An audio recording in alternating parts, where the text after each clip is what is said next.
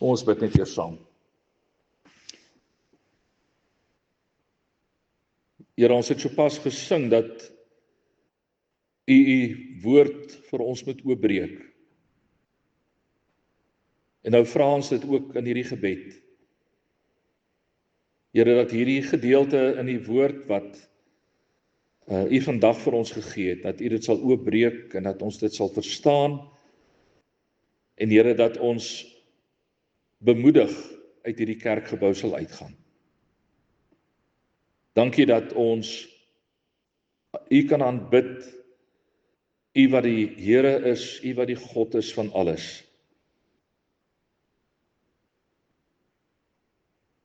Spreek tot ons, Here, in Jesus se naam. Amen.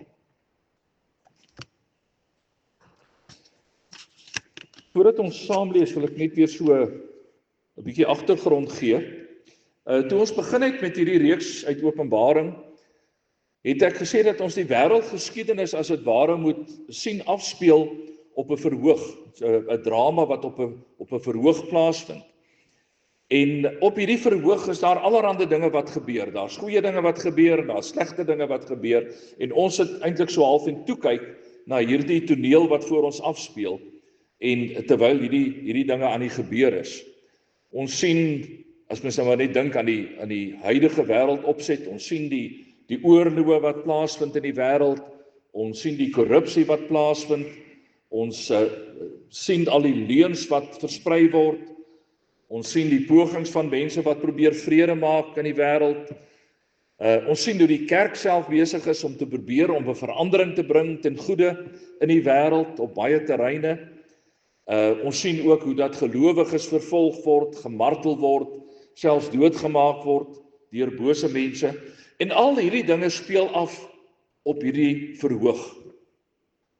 Maar toe in Openbaring hoofstuk 1 het ons gesien dat Johannes die hemelse deur eintlik vir ons so 'n bietjie op 'n skreefie oopmaak en vir ons uitnooi om in te kyk hier in die hemel in, om te sien wat eintlik daar in die hemel aan die gebeur is. En daar in God se troonkamer het ons die Here God op sy troon sien sit. Ons het die 4 lewende wesens rondom hierdie troon gesien. Ons het die 24 ouderlinge gesien, die ouderlinge wat eintlik die kerk vir die Ou Testament en die Nuwe Testament verteenwoordig. Ons het die miljoene der miljoene engele gesien wat aan God eer bring. Ons het al die gelowiges gesien, nog miljoene der miljoene gelowiges wat ook aan God die eer bring. Mense van elke taal en volk en stam en nasie wat daar verenig is in die troonkamer van God, en wat daar kniel en aan die Here hulde bring. 'n Aangrypende toneel. En die gevolgtrekking waartoe ons gekom het oor die afgelope klompie weke, is dat dit wel hier op aarde mag lyk asof die kerk vernietig word, maar dat die prentjie vanuit die hemel heeltemal anders lyk. Dit is hoekom Johannes eintlik dan vir ons toegelaat het om so in die hemel in te kyk, sodat ons met God se oë kan kyk na wat hier op aarde aan die gebeur is. En daar het ons gesien dat elke gelowige, elke kind van die Here met 'n goddelike seël gemerk is, sodat ons nooit nodig het om bang te wees dat ons dalk uitgeskop gaan word, dat ons dalk deur die Here verwerp gaan word nie. Ons het oor en oor gehoor dat elkeen wat met die seël van God beseël is, gemerk is, God se eiendom is. En ons het ook gesien dat die kerk van Christus tot in ewigheid nooit vernietig sal word nie. Ons het gesien dat die Here beloof dat hy sy kerk sal bewaar hier op aarde en dat hy die gelowiges sal bewaar. Terwyl daai 7 seels waarmee die groot boekrol toegebind was, een vir een oopgebreek het en later die 6 trompette geblaas het ons ook gehoor dat God 'n oordeel uitspreek oor elkeen wat teen hom gekies het. En daai trompette het geblaas en ons het gehoor van die oordeel, maar God se kinders het ons gehoor word bewaar. En dit is God se vertroostende boodskap dan aan elkeen van sy kinders in hierdie tyd, in hierdie moeilike tyd ook waarin ons leef. En dan het ons gehoor toe die 7de trompet blaas, God se kinders eenvoudig doodluiters aangegaan en God nog steeds bly loof en prys, terwyl God besig was om die ongelowiges dan te straf. Nou dis nog iets wat in die toekoms gaan gebeur, daai finale oordeel van God is nog aan die kom, maar dit iets van die boodskap van ons as gelowiges gaan doodgewoon aan, terwyl God besig is om hierdie ongelowige mense, die bose mense uit te sorteer. Nou kom ons in 'n volgende hoofdeel van Openbaring in, hier van hoofstuk 12 af tot 22, tot die einde van die boek. Verskuif die klem so 'n klein bietjie. In die eerste 11 hoofstukke het ons iets beleef van wat op aarde aan die gang is. Ons het gesien die stryd tussen die bose en die kerk, die ongelowiges en die gelowiges, wat hier op aarde aan die gang is. Maar vanaf hoofstuk 12 sien ons dat daar 'n ander stryd ook aan die gang is, 'n groter stryd as die een wat hier op aarde aan die gang is. En dit is 'n geestelike stryd, nie 'n oorlog tussen mense met wapentuig, gewone wapentuig nie. Nie die tipe oorlog wat ons op 'n verhoog sou sien afspeel in 'n toneelstuk of in 'n rolprent of op televisie sien afspeel nie. Dit is die stryd tussen God en Satan. Dis die stryd tussen die lig en die duisternis. En midde in hierdie stryd kry ons dan die kerk van die Here Jesus ook, wat deel is van hierdie stryd. So, as ons nou net wil saamvat voordat ek gaan lees, onthou nou dat ons hier met 'n ander aspek te doen het, 'n meer geestelike aspek, wat vir ons sê, maar eintlik, dit wat hier op aarde gebeur, is dit wat ons met ons oë kan sien, maar agter dit nog, kom ons sê nou maar weer agter die skerms, is daar 'n ander oorlog aan die gang. En dit is die oorlog tussen God en Satan. Kom ons lees daar saam uit hoofstuk 12, ek gaan die hele hoofstuk deurlees. Die opskrif daar, die vrou en die draak. Toe het daar 'n groot teken in die hemel verskyn. Daar was 'n vrou met die son as kleed om haar, die maan onder haar voete en op haar kop 'n kroon van 12 sterre. Sy was swanger en het geskree van die pyn, want die geboortepyne was daar. Daar het ook 'n ander teken in die hemel verskyn. Daar was 'n groot vuurrooi draak met 7 koppe en 10 horings, en op sy koppe was daar 7 heerserskrone. Sy stert het 1/3 van die sterre van die hemel saamgesleep en hulle op die aarde gegooi. Die draak het voor die vrou gestaan wat op die punt was om 'n kind te kry. Hy wou haar kind verslind sodra sy hom in die wêreld bring. Sy het 'n kind in die wêreld gebring, 'n seun, bestem om al die nasies met 'n ysterscepter te regeer. Haar kind is egter weggeruk na God en na sy troon toe, en die vrou het na die woestyn toe gevlug, waar God vir haar 'n plek gereed gemaak het, sodat die mense haar daar 1260 dae lank kon versorg. Daar het 'n oorlog gekom in die hemel. Michael en sy engele moes oorlog voer teen die draak. Die draak en sy engele het oorlog gevoer, maar hulle is verslaan. In die hemel was daar geen spoor meer van hulle te vind nie, want die groot draak, die slang van ouds, wat die duiwel en die Satan genoem word en wat die hele wêreld verlei, is uit die hemel uitgegooi. Hy is op die aarde gegooi en sy engele saam met hom. Toe het ek 'n stem in die hemel gehoor wat hard uitgeroep het: Nou het ons God die redding gebring, nou is sy mag en koningskap hier en die gesag van sy gesalfde. Die aanklaer van ons medegelowiges is uit die hemel uitgegooi, hy wat hulle dag en nag voor ons God aangekla het. Hulle het self die oorwinning oor hom behaal, danksy die bloed van die lam en die boodskap waarvan hulle getuig het. En hulle het nie hulle lewens so lief gehad, dat hulle onwillig was om vir hom te sterwe nie. Daarom, hemel en die wat daarin bly, verheug julle, maar vir julle land en see wag daar ellende, omdat die duiwel na julle toe gekom het met groot woede en met die wete dat hy min tyd het. Toe die draak sien dat hy op die aarde gegooi is, het hy die vrou agtervolg wat die seun in die wêreld gebring het. Maar aan die vrou is 2 groot arendsvlerke gegee, sodat sy na die woestyn, na haar plek toe kon vlieg. Daar word sy die hele vasgestelde tyd, weg van die slang af, versorg. Die slang het toe 'n stroom water soos 'n rivier uit sy bek agter die vrou aan uitgespoeg, sodat sy deur die stroom meegesleer kon word. Maar die aarde het die vrou te hulp gekom. Dit het oopgegaan en die stroom opgesluk wat die draak uit sy bek uitgespoeg het. Die draak was woedend oor die vrou en hy het weggegaan om oorlog te maak teen haar ander nakomelinge wat die gebooie van God nakom en aan die getuienis vashou wat Jesus gelewer het. Net tot sover dan ons skriflesing. Nou geliefdes, in enige toneelopvoering help dit vir ons om die rolverdeling van die toneel te verstaan. Om die storie te kan volg, help dit ons om vooraf te weet wie die hoofkarakters is wat in hierdie toneelopvoering gaan optree en vir ons om Openbaring nou verder te begryp, hier van hoofstuk 12 af dan deur tot hoofstuk 22, gaan dit ook vir ons help om die hoofkarakters te identifiseer.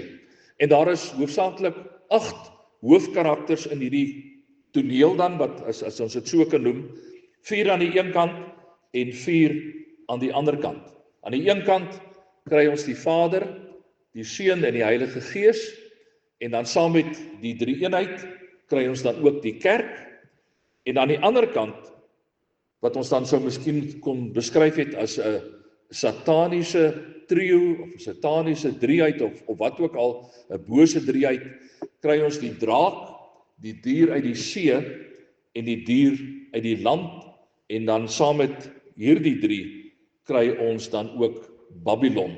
Nou Babylon gaan ons nog verder sien, as ons aangaan met hierdie preke uit Openbaring, gaan ons sien, is eintlik 'n kodenaam vir Rome. 'n Groot deel van Openbaring gaan eintlik oor die lewenstyl wat die Romeine gehandhaaf het, en die manier wat die Romeine die Christene mishandel het, en die bose dinge wat hulle gedoen het. Maar hulle word nooit by die naam genoem nie. So Babylon is eintlik so tipe van 'n kodewoord. As Johannes skryf van Babylon, dan weet al sy lesers, hy praat eintlik nou van Rome. Maar ons gaan nou nog, soos wat ons aangaan, gaan ons nou daarby ook uitkom. Openbaring 12 begin met 'n teken. Nou Johannes beskryf dit as 'n groot teken wat in die hemel verskyn, en die groot teken is 'n swanger vrou wat op die punt staan om geboorte te gee. Nou die interessante hier is dat in vers 3 word daar van nog 'n teken gepraat. En Johannes beskryf dit net as 'n ander teken. En hierdie ander teken is 'n skrikwekkende vuurrooi draak, 'n draak met 7 koppe, met 7 krone en 10 horings. En nou sal ons moet toegee, dis 'n indrukwekkende beeld, indrukwekkende teken hierdie. En tog, as jy gaan kyk na hoe Johannes dit skryf, dan is dit sommer net so amper 'n terloopse opmerking wat hy maak. Hy praat van die groot teken is nou die swanger vrou, en dan 'n ander teken, asof dit eintlik in Johannes se oë niks is nie. Vreesaanjaend, ja, maar in die oë van Johannes, en dan natuurlik in die oë van die Here, is dit eintlik niks. Alhoewel hier 'n dodelike stryd aan die gang is, soos wat ons in die res van hierdie hoofstuk gaan sien, en ook soos wat ons vorder nou verder met die volgende klompie hoofstukke, maak Johannes dit van die begin af baie duidelik wie die oorwinnaar gaan wees in hierdie stryd. En glo my, dit is nie die draak wat gaan oorwin nie. So dit is nou as ek nou so die plot kan weggee, 'n groot stryd wat plaasvind tussen God en Satan, of die draak, maar die Satan gaan verloor. Nou wat gebeur hier in Openbaring hoofstuk 12? Die vrou wat hier beskryf word, ek weet dat jou eerste gedagte is dat dit die moeder van Jesus is, Maria, maar in Johannes se taal is dit nie Maria wat hy van praat nie, dit is die kerk van die Here Jesus. Onthou dat ons gesê het, dat die kerk een van die hoofkarakters is in hierdie verhaal wat ontvou in Openbaring. En rondom hierdie vrou, die kerk dan, is daar allerhande wonderlike tekens wat ons sien. Ons lees dat sy die son as kleed dra, dat die maan onder haar voete is, en dat sy op haar kop 12 sterre het. Dis baie duidelik wat Johannes vir ons hier wil beskryf, dat hy sê dit is 'n wonderlike teken, is 'n groot teken wat hy hier vir ons uitbeeld. Die kerk van die Here Jesus is iets wonderliks in die oë van God. Die geloofsgemeenskap, lees ons hier, word met heerlikheid beklee. En ek dink dit is goed dat ons net vir 'n oomblik by hierdie gedagte stil staan. Dat ons net vir 'n oomblik weer dink hoe die Here die kerk hier op aarde sien. Hoe hoog hy die kerk ag. Mens hoor so dikwels dat die kerk gekritiseer word, dat die kerk selfs bespot word, dat die kerk verkleineer word. En natuurlik is daar goed in die kerk. Ek sal die eerste een wees wat dit erken. Daar is goed in die kerk wat nie reg is nie. Dinge wat ons nie noodwendig mee kan saamstem nie. Die kerk bestaan immers uit mense soos ek en jy, mense met foute. Dis die kerk van die Here Jesus. En mense maak foute. Maar kom ons onthou net weer vir 'n oomblik dat die kerk in die Nuwe Testament beskryf word as die liggaam van Christus. Dat ons as lidmate van die kerk beskryf word as die uitverkorenes van God. Dat ons as lidmate selfs op plekke beskryf word as die tempel van God. En dit sê daarom vir ons iets oor hoe God voel oor sy kerk hier op aarde. As daar foute is in die kerk, kom ons praat daaroor. Kom ons hanteer die foute uit. Maar kom ons praat oor die kerk met dieselfde respek wat die Here vir die kerk het. Dat ons die kerk sien as die liggaam van Christus. En dat as ons praat oor die kerk en as ons praat oor die lidmate van ons kerk, dat ons dit altyd doen met die gesindheid wat God oor sy kerk hier op aarde praat. Ons kan eenvoudig nie met minagting praat oor die liggaam van Christus nie. Daarvoor is die kerk eenvoudig vir God te belangrik. Maar geliefdes, dan is daar 'n ander teken. Ons het nou gesê, daar's 'n groot teken en dan is daar 'n ander teken. En hierdie teken is die draak, Satan, die slang van ouds word hy ook genoem, die een wat by ons ook bekend staan as die duiwel. 'n Draak word hy beskryf hier in Openbaring hoofstuk 12. So terwyl die beeld van die vrou bedoel is om die lesers eintlik in verwondering te bring oor hoe pragtig hierdie vrou is, hoe pragtig die kerk van die Here Jesus is, kom die ander beeld, en die bedoeling met hierdie beeld is om die leser te laat skrik. Die draak is vuurrooi, hy het 10 horings, 7 koppe en 7 krone op die koppe. Dis 'n skrikwekkende gesig.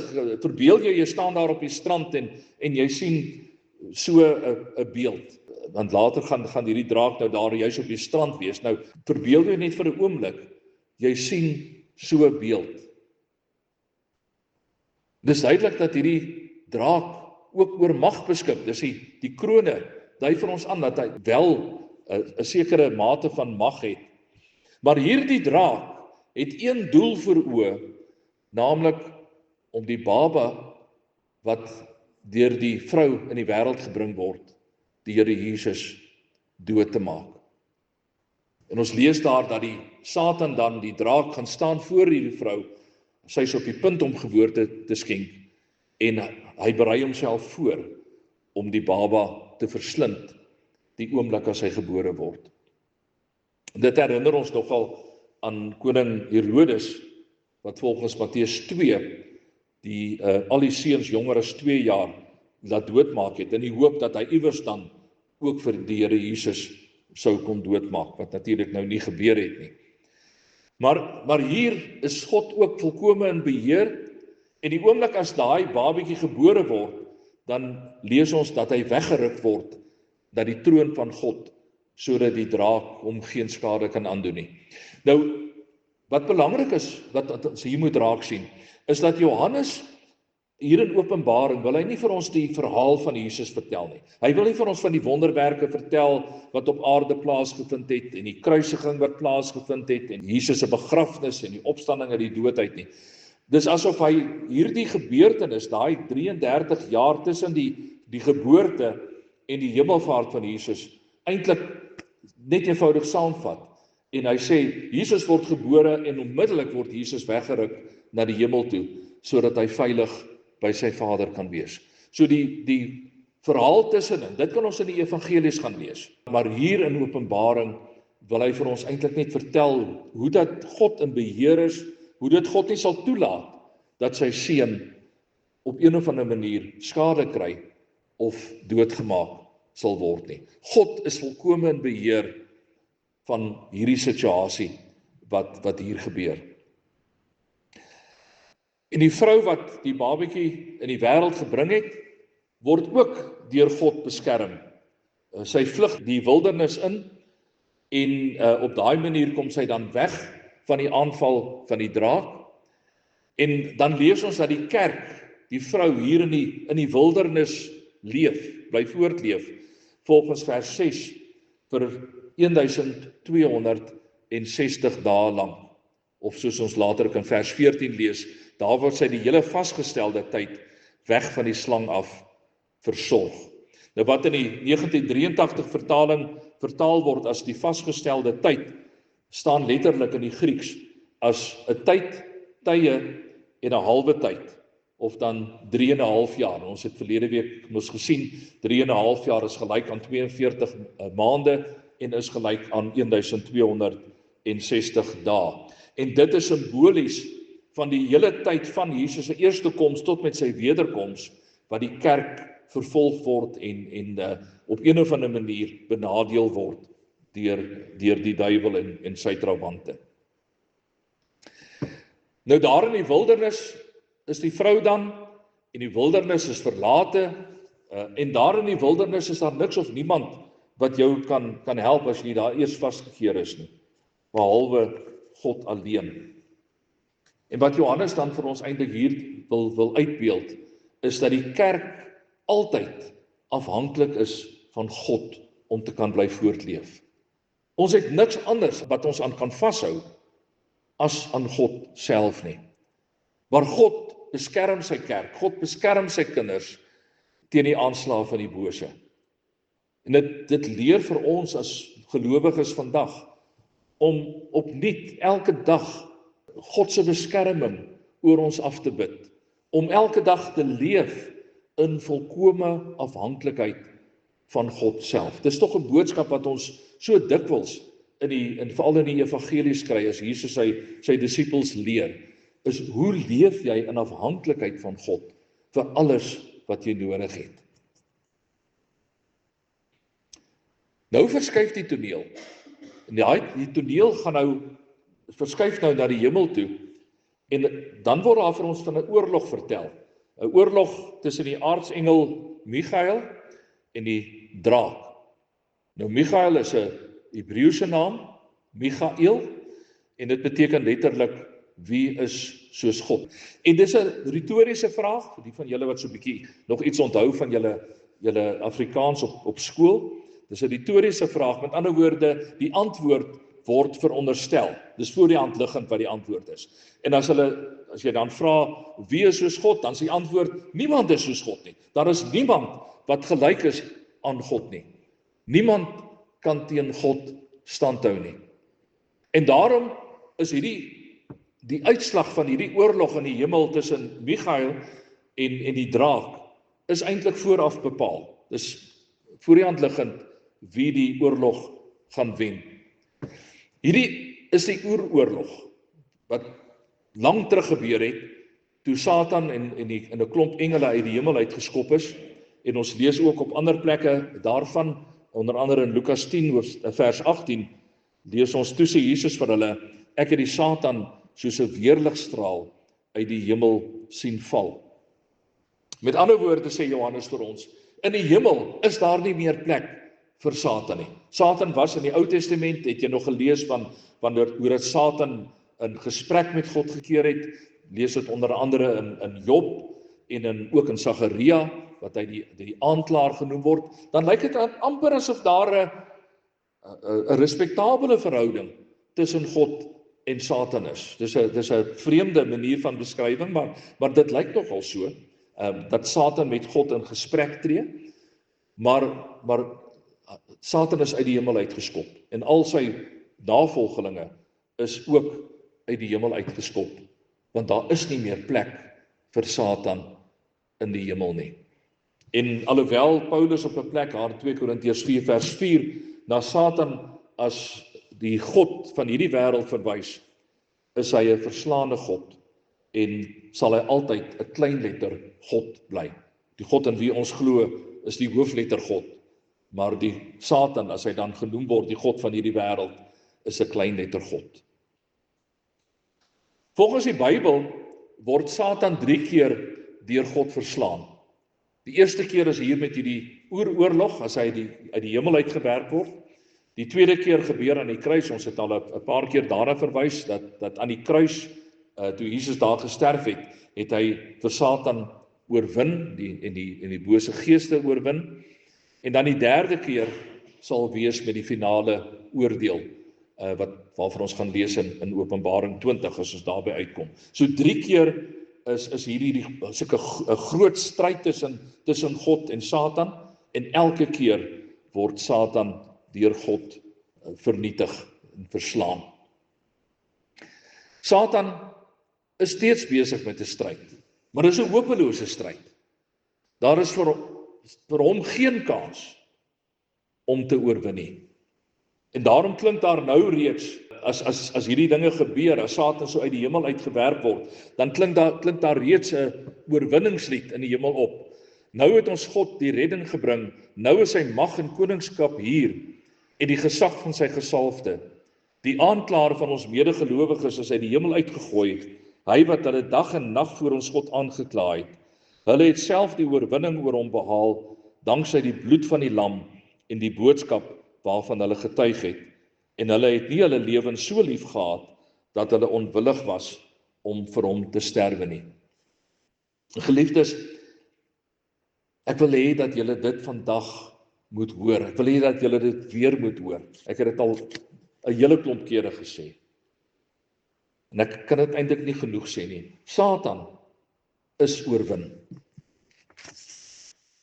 Dis belangrik. Satan is oorwin. Wie deur die seël van God gemerk is, het nie meer nodig om in vrees te leef vir die duiwel nie. Natuurlik, ek bedoel nie dat ons speletjies moet speel met die duiwel nie. Ons moet hom nou nie te lig ag nie. Hy is nie ons speelmaat nie, nooit nie. Maar Jesus Christus het vir Satan oorwin. En ons het nie nodig om amper daagliks nog in vrees te lewe vir die duiwel nie. Ek hoor so dikwels nog van toegewyde Christene wat vertel van die vrees wat hulle het oor die duiwel. Hulle is bang vir hom. Ek het op 'n vorige geleentheid al daarna verwys hoe bang baie Christene nog steeds is dat hulle per ongeluk iets gaan doen, dan gaan hulle die merk van die bees op hulle kry of in hulle kry. Dit kan nie gebeur nie. As jy met die merk van Jesus Christus gemerk is, as jy met die merk van God beseël is, het jy nie nodig om bang te wees vir die duiwel nie. Ek hoor van mense wat so bang is, hulle het laat iewers met 'n satanis per ongeluk in aanraking sou kom, en dat daai satanis het dan een of ander vloek oor hulle gaan bring. Ek het nou so 'n tydjie terug, julle het dit dalk gevolg op die Paul Pietersburg groep, die persone wat 'n slang hier gehad het. Ek weet Martin, hulle het nou gehelp om die slang daar te verwyder. Maar onmiddellik daarna, toe daar iemand wat sê, mag ons net beskerm word van die aanslae van die sataniste, en mag die Here gee dat ons nie op een of ander manier 'n vloek op ons gekry het nie. Hoekom is ons bang daarvoor? Jesus het ons die Satan oorwin. Ons het nie nodig om in vrees te leef vir die Satan nie. Ons leef vanuit die oorwinning van Jesus Christus oor Satan. In die hemel word God se heerskappy erken.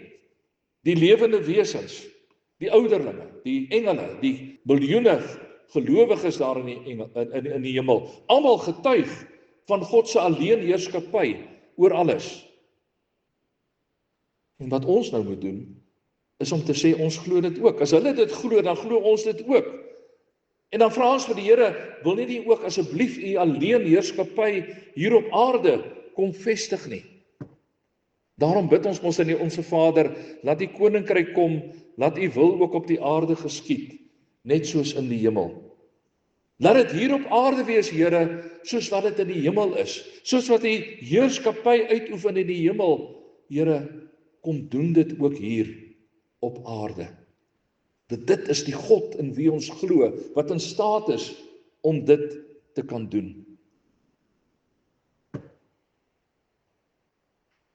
En nou het ons gehoor, die Satan is oorwin. En nou sal ons so graag wil glo, maar nou is die stryd verby, finaal verby. Maar nee, ons is nog nie daar nie. Ongelukkig gee Satan nog steeds nie moed op nie. Toe hy besef dat hy die Christus nooit kan oorwin nie, verskuif sy fokus nou terug na die vrou toe, na die kerk van Jesus Christus, en van daardie oomblik af, moet ons weet, is die kerk voortdurend in die spervuur, voortdurend in die fokus van Satan, want hy kan die kerk van die Here Jesus glad nie duld nie. Van die oomblik af wat hy gefaal het, om daai baba dood te maak, sou die kerk moet saamleef met hierdie stryd teen Satan. En hy sal nie kan rus vir dit Satan nie die liggaam van Christus vernietig het nie. Oral waar Christus verkondig word, daar moet die kerk rekening hou met Satan, met die wete dat Satan teen die kerke oorlog voer, omdat hy nie die kerk kan verdra nie. Maar wat moet ons maak? Vers 11 gee vir ons die antwoord. Hulle het self die oorwinning oor hom behaal, dankse die bloed van die lam en die boodskap waarvan hulle getuig het. En hulle het nie hulle lewens so lief gehad, dat hulle onwillig was om vir hom te sterwe nie. Met ander woorde sê Johannes vir ons, sonder Christus staan jy geen kans nie. Jy kan nie die Satan teëstaan sonder Christus nie. Jy kan hom nie oorwin sonder Christus nie. Ons eie oorwinning oor Satan.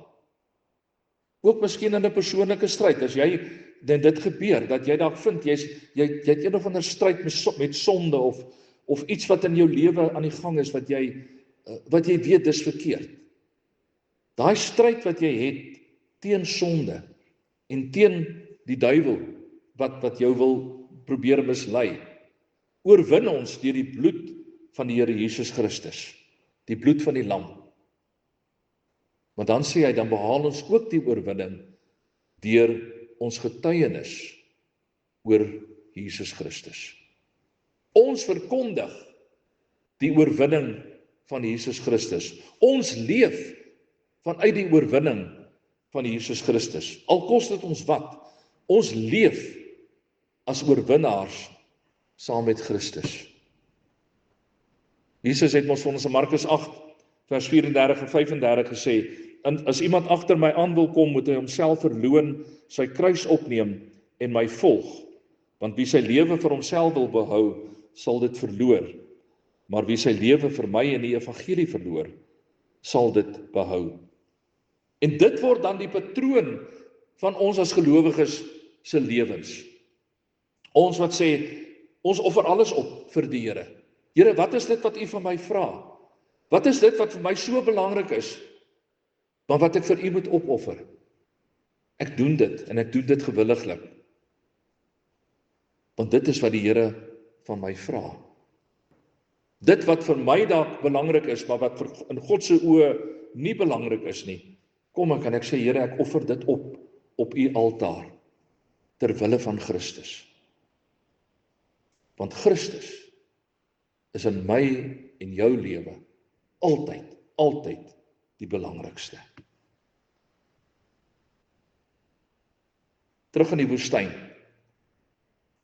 Daar lees ons dat die vrou met arendsvlerke toegerus is, sodat sy kan wegvlug van die draak af, en as die draak dan agterkom, dat die kerk daar wegvlieg, dan is daar 'n groot watervloed, wat hy agter hierdie vrou aanstuur, en dan open die Here die aarde, en al daai water dryf neer in die aarde in.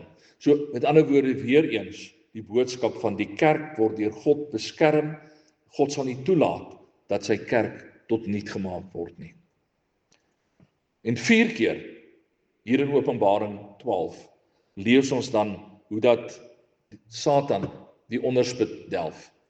Die eerste keer toe die Christuskind voor hom weggeruk is, toe hy voor die vrou gestaan het, en die Christuskind toe weggeruk is van hom af. Die tweede keer wat ons van lees is, toe Satan en sy gevolg deur Michael uit die hemel uitgeskop is. Die derde keer, toe die gelowiges hom deur die bloed van die lam en deur hulle getuienis oorwin het, en nou toe die vrou van die wêreldvloed gered is. So 4 keer wat die duiwel die onderspit delf in hierdie oorlog wat aan die gang is. Geen wonder, hy's kwaad nie. Hy's nie net kwaad nie. Vers 17 sê vir ons dat die draak woedend is. En nou, op grond van dit wat gebeur het, besluit hy dat hy dan met 'n hernuide aanslag teen die gelowiges gaan begin. Nou is sy aanslag teen die gelowiges self gemik. Sy aanslag gaan daaroor om die gelowiges te mislei. Sy aanslag teen die kind was dit onsuksesvol, teen die kerk was dit onsuksesvol, teen die vrou, en nou sê hy, nou mik ek vir die gelowiges self, om hulle te mislei, sodat hulle nie meer in God sal glo nie. En dit gee vir my so half die indruk van 'n laerskoolboelie, een wat hy is nie in staat om sy ewe knieë te oorwin nie, en hy beklei met almal, en dan wen iemand hom, en nou is hy kwaad. Hy's nou kwaad omdat hy gewen is. En dan loop hy, dan gaan soek hy 'n klein hondjie, dan gaan skop hy die hond, net om te wys hy is nog steeds baas. En dit is amper die idee wat ons hier van Satan kry, van hy kan die kind nie oorwin nie, hy kan die kerk nie oorwin nie, en nou gaan soek ek hierdie individuele Christene uit, en nou gaan ek hulle aanval. Hulle moet nou boet vir Satan se woede. Toe ons met Openbaring begin het, daar in hoofstuk 1, het ons gesien dat die Griekse woord wat Johannes gebruik, as hy verwys na iemand wat oor Christus getuig, is die woord martus, met die Engelse mater, ook die Afrikaanse woord martelaar, is van hierdie woord afgelei. Maar dit beteken ook om te getuig. So die een woord het 2 betekenisse. En ons het gesê dat dit in Openbaring juist so gebruik word, omdat wanneer jy getuig oor Jesus, dit so dikwels ook beteken het, dat jy op een of ander manier aan vervolging blootgestel gaan wees. En hier in vers 17 sien ons dit baie duidelik. Die draak was woedend oor die vrou, en hy het weggegaan om oorlog te maak teen haar ander nakomelinge, wat die gebooie van God nakom, en aan die getuienis vashou, wat Jesus gelewer het. Dit is nou die mense wat hy in die oog het, om dan hulle te probeer mislei. En dis die stryd, geliefdes, waarin ek en jy elke dag betrokke is. Ons wat die getuienis oor Jesus Christus bely, ons wat sê ons glo in die Here Jesus, ons wat sê ons glo dat die Here Jesus die Satan oorwin het, ons glo dat hy ons sonde oorwin het, ons glo in die opstanding van die dooies, ons glo dat ons die ewige lewe deur Jesus gekry het. Al hierdie dinge glo ons, en ons sê dit. En dan kom Satan en sê, maar julle wat dit bely, daai getuienis wat julle het, dis die ding wat ek wil probeer om te keer. En tog, en dit weet ek met my hele hart, al is die aanslag hoe fel, die kerk van Jesus Christus sal tot in alle ewigheid nie tot niet gaan nie. Die draak gaan steeds voort om die kerk te vervolg. In vers 18 lees ons dat die draak op die seestrand gaan staan, en dan wag hy daar vir sy 2 meelopers om te kom, die dier uit die see en die dier uit die aarde uit, en hulle moet hom kom help in hierdie aanslag teen die Christene. En daarby as die Here wil, kom ons dan volgende Sondag uit. En al die dinge wat daarmee saamgaan, die anti-kris en die betekenis van die nommer 666 en alles wat ons in hoofstuk 13 van lees. Maar op hierdie stadium weet ons dat daar is nog steeds 'n oorlog aan die gang. Eintlik is die oorlog verby, want Satan is oorwin. Christus het klaar oorwin. Maar dit gaan nog steeds aan, want Satan is nog maar steeds besig om allerhande maniere te probeer vind om ons as gelowiges van die pad af te mislei, sodat ons uiteindelik ons rug op die Here sal draai. Maar dit weet ons. Christus het oorwin. En al sou ons dan ook te doen hê met hierdie stryd, al sou ons dan ook moontlik vervolg word, omdat ons die waarheid van Jesus Christus glo, en omdat ons getuig van hom, nogtans weet ons, die kerk van die Here Jesus is veilig. Ons as sy kinders is veilig. Al gebeur wat met my, al word ek selfs doodgemaak vir my geloof, ek is steeds veilig in die hande van die Here Jesus. En dit is wat Johannes eintlik dan vir ons hier wil kom sê in Openbaring hoofstuk 12. Amen. Here, dankie dat ons oor U kan getuig, oor U liefde, oor U besorgdheid oor ons. Here, dankie dat ons weet dat U lewe. Dankie Here dat ons weet dat U oorwin het. Here, ons vra vandag dat U ons sal vergewe vir kere wat ons nog twyfel daaraan, vir kere wat ons nog maar dink die duiwel gaan iewers dalk nog die oorhand kry. Dankie dat ons weet daar is geen moontlikheid dat die duiwel kan oorwin nie. Dankie Here dat ons vandag kan getuig dat ons in die wenspan is.